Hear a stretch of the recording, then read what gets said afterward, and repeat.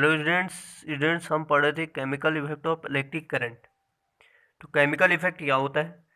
जब electric current किसी भी कंडक्टिंग सॉल्यूशन से, या आप कह सकते हो किसी भी केमिकल से पास होता है, या हम पास कराते हैं, तो केमिकल में जो चेंज होगा, यानी उसमें कोई केमिकल रिएक्शन टेक्स प्लेस होगी। ठीक है, केमिकल रिएक्शन होगी, तो उसमें कुछ ना कुछ क्या होगा, चेंज होगा। उसी को क्या कहते हैं? Chemical effect of electric current कहते हैं। ठीक है स्टूडेंट्स, तो हमने देखा था कि हमारे एल्डर्स हमें क्या करते हैं, इलेक्ट्रिकल अप्लायंसेस को वेट हैंड से क्या करते हैं, मना करते हैं कि गीले हाथों से इलेक्ट्रिक वायर्स को ना छुएं, या कोई भी अप्लायंसेस हो। ठीक है, चाहे वो टीवी हो, चाहे वो कुछ भी हो, आयरन हो, जो भी इलेक्ट्रिसिटी के द्वारा जो अप्लायंसेस जो चलते हैं। ठीक है, तो आज देखते हैं। तो ये हमने एक्टिविटी देखी थी 14.1, ये हमने सर्किट देखे थे, कंप्लीट सर्किट टेस्टर देखा था, जिसके थ्रू क्या करते हैं, इलेक्ट्रिक करंट को चेक किया जाता है। तो आज हम देखते हैं, डू लिक्विड कंडक्ट इलेक्ट्रिसिटी? क्या लिक्विड जो होता है वो कंडक्ट करता है इलेक्ट्रिसिटी को?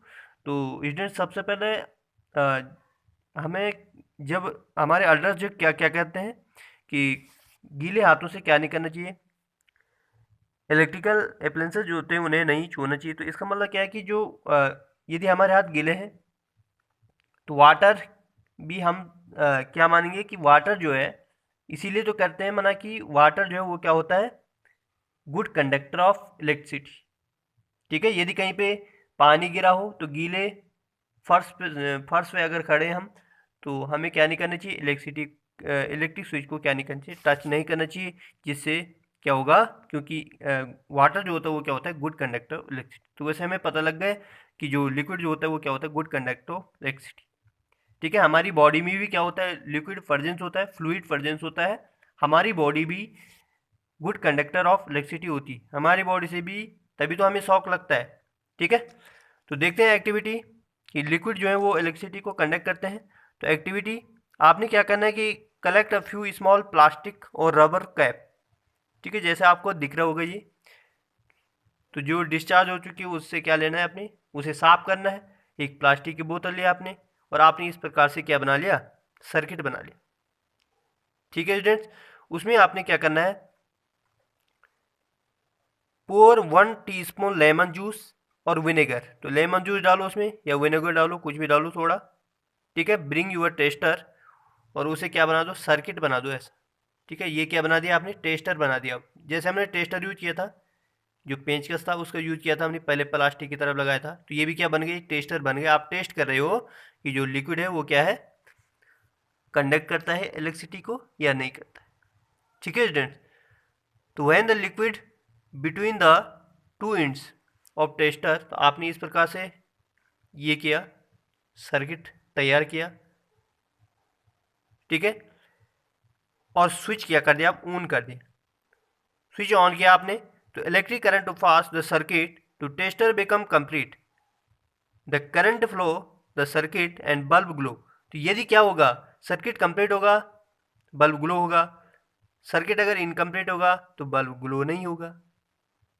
ठीक है स्टूडेंट, तो इसका मतलब क्या है कि यहाँ इसमें क्या कंक्लूजन निकाला आपने कि लेमन जूस जब आपने डाला था, उससे बीच में क्या था, ये लेमन जूस था। ठीक है, तो यहाँ पर क्या, इससे क्या हुआ, बल्ब अगर ग्लो होता है तो बल्ब ग्लो होगा, डेफिनेटली है, बल्ब जो होगा ग्लो होगा।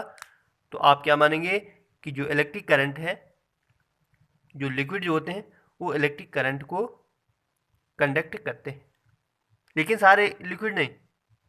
ठीक है, ठीक है स्टूडेंट्स, इसके बाद अगर करंट क्या हो, वीक हो, ऐसे ही आप लोगों ने हीटिंग इफेक्ट देखा होगा। Do you remember why bulb glow? आप लोगों ने 7th में पढ़ा होगा, बल्ब ग्लो क्यों करता है, तो heating effect of electric current, वो भी क्या है, एक करंट का हीटिंग इफेक्ट।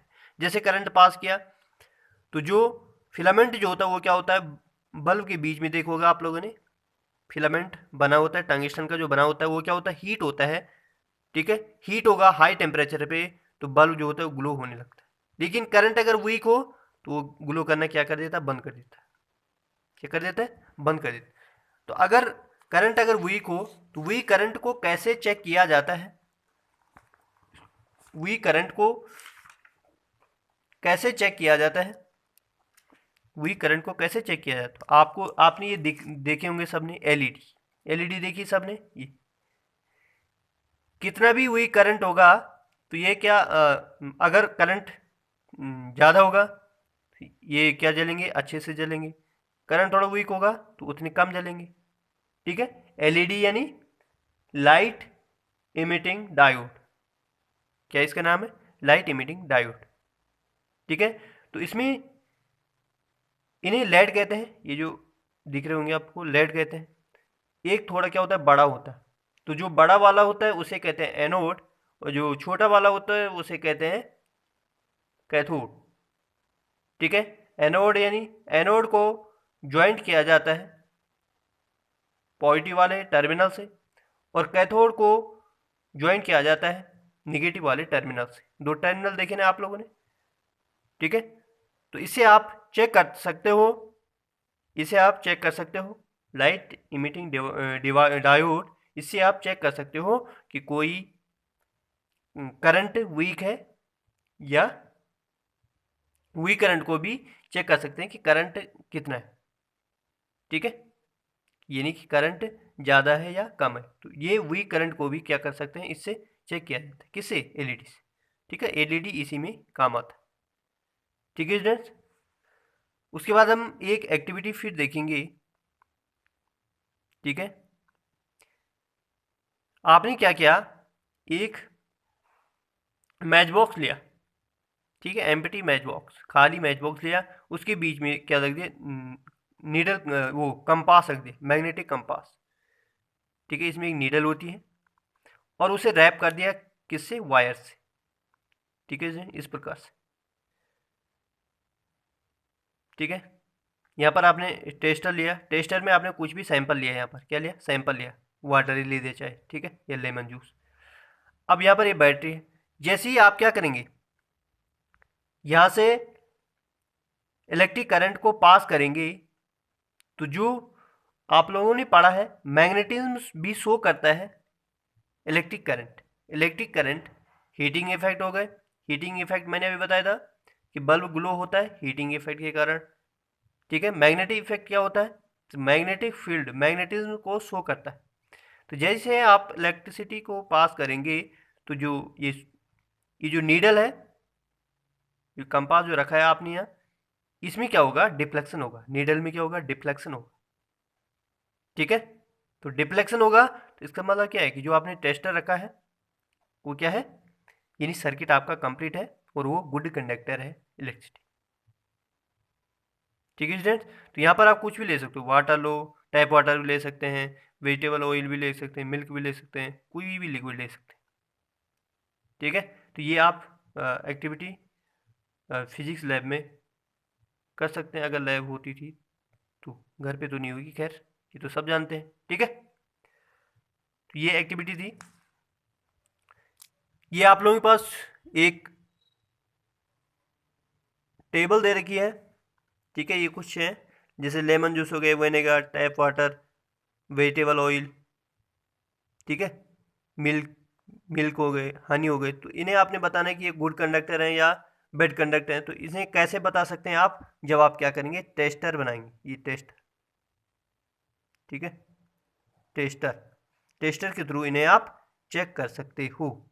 ठीक है, डिस्टिल वाटर जो होता है वो पुअर कंडक्टर ऑफ इलेक्ट्रिसिटी होता है, क्योंकि उसमें कोई भी आयन नहीं होता। अब टैप वाटर की बात करें, उसमें दुनिया भर की क्या है, इम्प्योरिटीज़ है, यानी कि आयन्स हैं, कई प्रकार के साल्ट डिजॉल्व है। ठीक है, जो क्या है, जिनमें क्या होगा, आयन होगा, और वो क्या करेंगे, इलेक्ट्रिसिटी को कंडक्ट करेंगे। ठीक है स्टूडेंट्स, अब आप लोगों के पास एक एक्टिविटी फिर दे रखी है 14.4। इसमें क्या है, इसमें आपने क्या करना है, टी स्पून डिस्टिल वाटर लेना है। इसमें आपने डिस्टिल वाटर लेना है, clean and dry plastic rubber, same वैसे ही जैसे ये सर्किट ये है, लेकिन यहाँ पर आपने क्या करना है, यहाँ पर आपने डिस्टिल वाटर ले। तो जैसे ही आप इलेक्ट्रिक करंट को पास करेंगे तो आप देखेंगे कि नीडल में कोई भी डिफ्लेक्शन नहीं होगा। क्यों नहीं होगा? क्योंकि जो डिस्टिल वाटर होता है वो क्या होता है? Poor conductor of electricity. मैंने अभी बोला था कि उसमें कोई भी आयन नहीं होता है। लेकिन जैसे ही आप उसमें क्या डालेंगे, साल्ट को डिजोल्व करेंगे 1 स्पून ऑफ, ठीक है, डिस्टिल वाटर, तो अगर आप उसमें क्या डालेंगे, डिस्टिल वाटर में अगर आप साल्ट डालते हो, साल्ट डिजोल्व करते हो, तो उसके बाद आप देखेंगे कि जो नीडल जो है उसमें डिफ्लेक्शन होगा। ठीक है, तो आई होप कि आप लोगों को ये एक्टिविटी समझ में आई होगी। ठीक है, और आप लोगों को समझ में आ रहा होगा कि chemical effect of electric current क्या होता है। ठीक है स्टूडेंट्स, तो कल हम इसके आगे देखेंगे। ठीक है स्टूडेंट्स, एक्चुअल में आपका chemical effect of electric current यहाँ से शुरू होगा। ठीक है, ये भी एक एक्टिविटी के थ्रू समझाया गया है। ठीक है, तो आई होप कि आप लोगों को समझ में आया होगा chemical effect of electric current.